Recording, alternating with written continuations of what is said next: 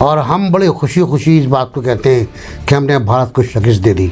ये जाहिर एक परसेप्शन पाकिस्तान की तरफ से हमेशा दिया जाता है कि हम ग्रे लिस्ट से निकलने वाले हैं। मुझे लगता है ये सिर्फ एक पब्लिक सेंटिमेंट के लिए ये एक बात होती है। हकीकतन हम शायद ग्रे लिस्ट से ये जो एक्सपेक्टेशन गलत है कि हम निकल जाएंगे। तो लगता है कि भारत ने हमें इस मामले पर सफारती शिकस्त दी है और हमें निकलना चाहिए था मेरिट पे, लेकिन भारत की बेहतर लॉबिंग की वजह से बड़ा ही अफसोसनाक है कि सिर्फ भारत की वजह से हमें ग्रे लिस्ट में रखा गया। तो हेलो गाइस, आज के नए वीडियो पे आप लोगों का वापस से स्वागत है। और आज का जो हमारा टॉपिक है वो तो आप लोगों ने इंट्रो पे देख लिया होगा कि पाकिस्तान मीडिया कभी ये क्लेम करती है कि हम ग्रे लिस्ट पे हैं तो हमें इस चीज़ की खुशी है कि हम ब्लैक लिस्टेड नहीं हुए, फिर कभी ये क्लेम करती है कि भारत के कारण हम ग्रे लिस्ट पे पड़े हुए हैं।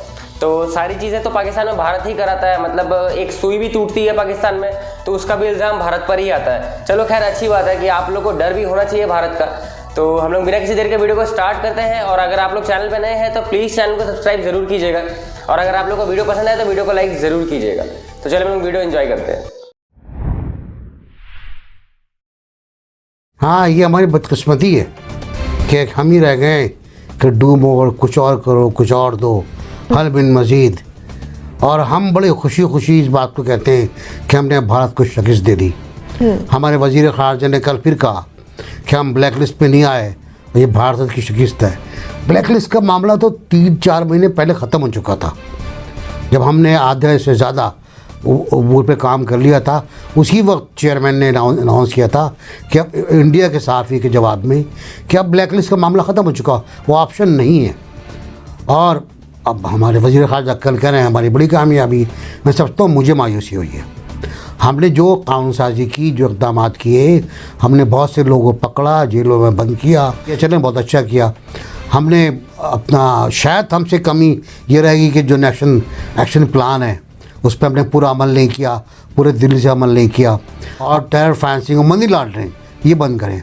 मनी लॉन्ड्रिंग के लिए पाकिस्तान ने बहुत कुछ किया, अपने लोगों को ख़राब किया, अपने लोगों को बदनाम किया, अपने मुल्क को बदनाम किया।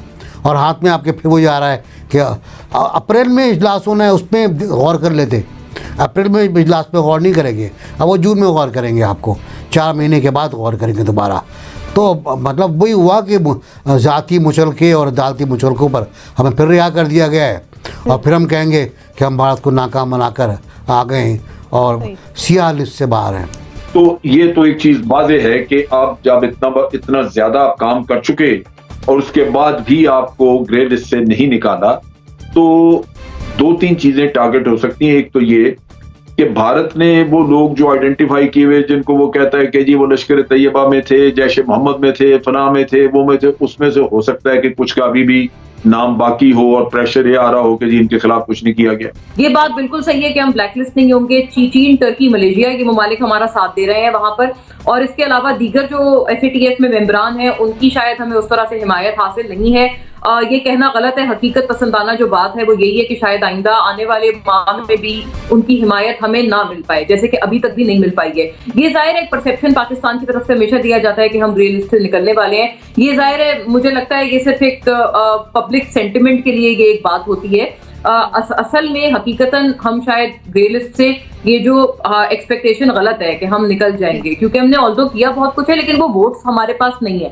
पहली बात ये। दूसरी बात ये, हमें थोड़ा खुद भी देखना चाहिए कि कितनी चीजों में सदाकत है उनकी तरफ से। अगर जो हर बात आपको कही जा रही है, मैं मानती हूँ हमारे मुआशी तौर पर बहुत हमारी तंगियां हैं और इस वजह से हमें अबाइड करना पड़ता है इन तरह की चीजों पे।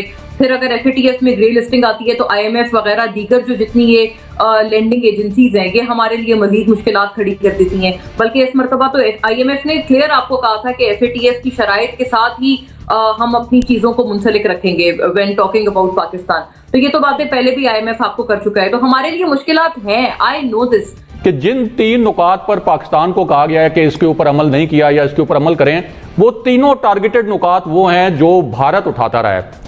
उनमें से एक नुकता ये है आप टेरर फाइनेंसिंग के ऊपर काम करें। इसी तरह जो 2 करारदादें जिनके तहत हाफिज सईद को भी दहशतगर्द करार दिलवाया था भारत ने, उन करारदादों का जिक्र किया गया। इसका मतलब तो ये है कि ये जो 3 नुकात हैं जिनके ऊपर पाकिस्तान को ग्रे लिस्ट में रखने का फैसला किया गया है, ये सिर्फ और सिर्फ भारत के इन्फ्लुएंस की वजह से और भारत का जो बेहतर असर रसूख है और उसकी जो लॉबी है उसकी वजह से किया गया है। तो ये पाकिस्तान के साथ बड़ी ज्यादती हुई है। और ये कहना कि हम जीत गए हैं, यानी ये ठीक है कि हमने मेरिट पे काम किया है, लेकिन ये बात अगर आप उन 3 नुकात को देखें तो लगता है कि भारत ने हमें इस मामले पर सफारती शिकस्त दी है और हमें निकलना चाहिए था मेरिट पे, लेकिन भारत की बेहतर लॉबिंग की वजह से, और जाहिर है भारत के साथ उनके मफादात जुड़े हैं। आप देखें फ्रांस ने उनके साथ कितनी बड़ी एक दिफाई डील की थी रफाइल तैयारों की, उसके बाद हम फ्रांस के जो कुछ कवानीन थे उनके बारे में यहाँ से स्टेटमेंट्स भी जारी करते रहे, तो फ्रांस भी हमारे साथ खड़ा हो गया, उनके हमारे खिलाफ खड़ा हो गया।